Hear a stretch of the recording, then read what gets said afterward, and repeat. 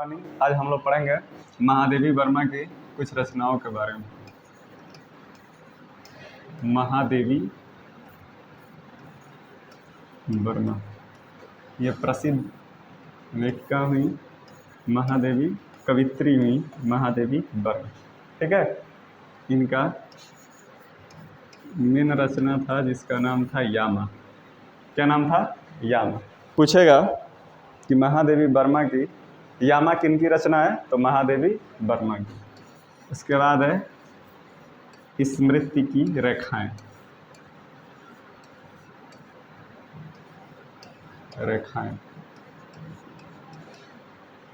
उसके बाद है नीरजा। उसके बाद एक और रचना है उनकी निहार।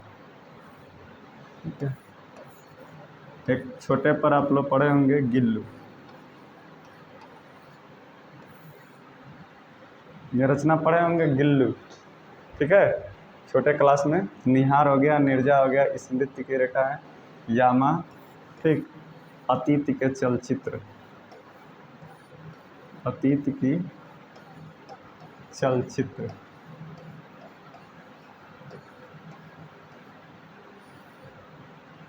ठीक है, अतीत के चलचित्र किनकी रचना है? महादेवी वर्मा की। यामा इनकी सबसे फेमस रचना है।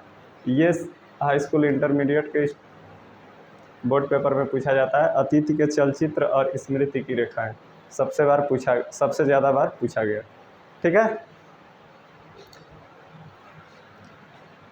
एक इनका पोयम है, मैं नीर भरी दुख की गगरी। मैं नीर भरी दुख की गगरी।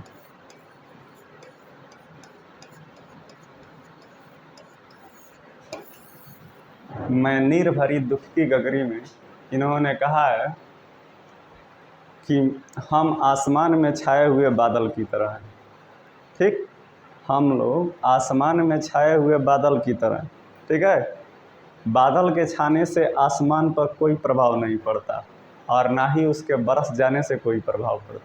ठीक है, उसी तरह हम लोग इस दुनिया में आए हैं तो ना हमारे जन्म से इस संसार को कोई प्रभाव पड़ा है और ना ही हमारे मौत के बाद भी इस संसार को कोई प्रभाव पड़ने वाला। ठीक है, ये संसार ऐसे चलता रहेगा और जन्म मरण होता रहा। इनका एक बेस्ट कोटेशन है, एक बार पेपर में पूछा था कि यह किसका कथन है। महादेवी वर्मा लिखती हैं, जीवन एक द्विघात समीकरण है। जीवन एक द्विघात समीकरण है। क्या है? द्विघात समीकरण है। जिसके दो पहलू सुख और दुख है। सुख और दुख। इन्होंने दुख के बारे में भी बहुत ही अच्छा वर्णन किया। क्या कहा है? पूछता है क्वेश्चन कि जीवन एक द्विघात समीकरण है जिसके दो पहलू सुख और दुख है। क्वेश्चन बनेगा कि यह किसका कथन है, तो महादेवी वर्मा का कथन है। ठीक है, आज के लिए इतना ही। इसके आगे हम लोग कल के लेक्चर में पढ़ेंगे।